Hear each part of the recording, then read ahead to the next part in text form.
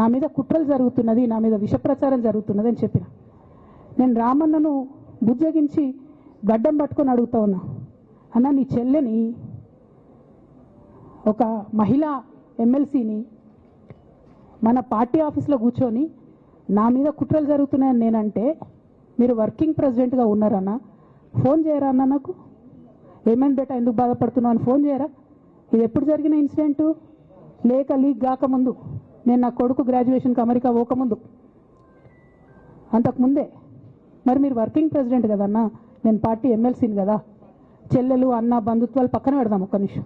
Professional సెటప్లో ఒక political పార్టీలో ఒక మహిళా ఎమ్మెల్సీ భవన్లో కూర్చొని నా మీద కుట్రలు జరుగుతున్నాయంటే మీరు మాట్లాడినరా అన్న?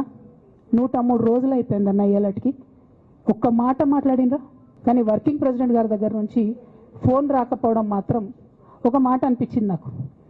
నేను కేసీఆర్ గారి బిడ్డను, నేను కూర్చొని ప్రెస్ మీట్ పెడితేనే రెస్పాన్స్ రాలేదంటే మరి ఇంకో మామూలు మహిళా కార్యకర్తకు బీఆర్ఎస్ పార్టీలో మన అన్యాయం జరిగితే రెస్పాన్స్ వస్తుందా?